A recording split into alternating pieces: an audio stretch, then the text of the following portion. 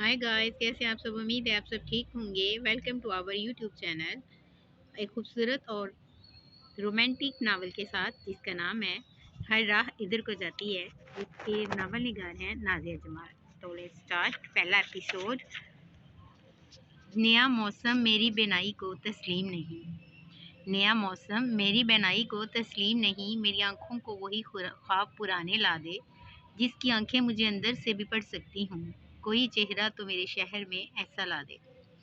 गाड़ी में धीमे सुरों में म्यूजिक बज रहा था। वो स्टीयरिंग व्हील पर उंगलियां बजाते हुए बहुत रिलैक्स मूड में ड्राइविंग करने के साथ गुनगुना भी रहा था।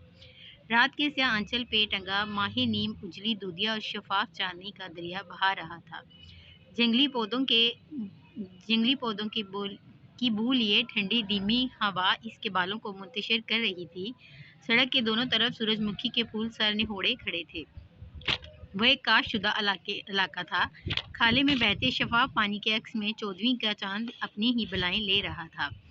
दूर कहीं कुत्तों के भौंकने की आवाज़ में मेंढक भी अपना सुर मिला रहे थे।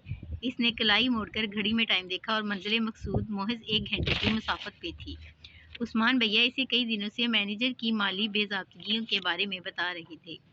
माल की मंडी में भर वक्त सप्लाई हो रही थी, मगर बावजूद ताजरों की गैर मुअय्यना हड़ताल की बदौलत बिजनेस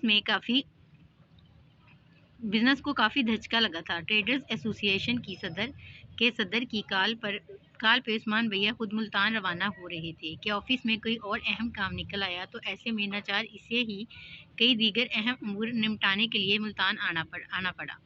वीरान स्याह सड़क पर गाड़ी तेजी से फासला तय करती जा रही थी। इसने सामने से नजर हटाकर जरा सा दाएं बाएं देखा। दूर कच्चे और नीम पुख्ता मकानात आबादी का पता दे रहे थे। तकरीबन बेशतर घरों के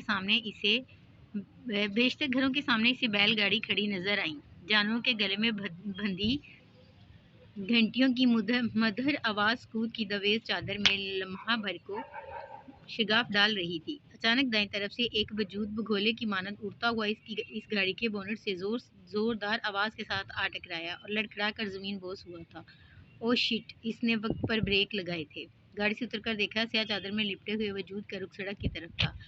हेलो, कौन हो तुम? दोनों हाथ घुटनों पर जमाए रुकू के से अंदाज में झुके हुए इसने बेहिस्सो बेहरकत पड़े वजूद को पुकारा, मगर कोई जुम्बिश ना हुई।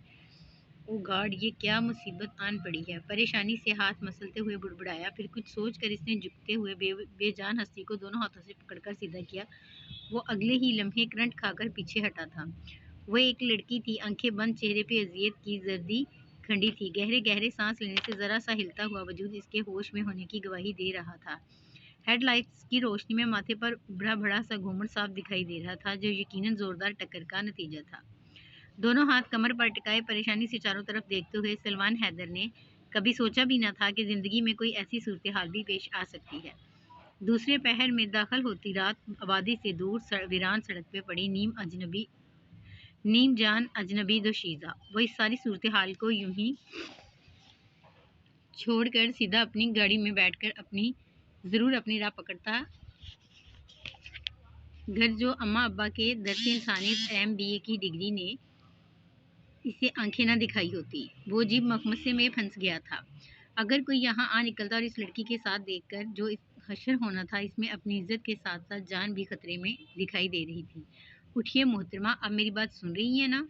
घुटनों के बल बैठते हुए इसने लड़की के गाल थपथपाए। जवाबन लड़की ने एक दर्द भरी आह भरकर कृप से आंखें खोली और खाली और ज़हनी से इसे देखने लगी। अब मेरी गाड़ी से आ टकराई हैं, शायद कहीं फरार हो रही थी। उठे, मेरी गाड़ी में चलकर बैठे। यूं इस तरह सड़क पर लेटे रहना आपके लिए नहीं, मेरे लिए भी बाइसे रिस्क है। नरमी से बोलते हुए सलमान ने इसको बाजुओं से थामकर खड़ा किया।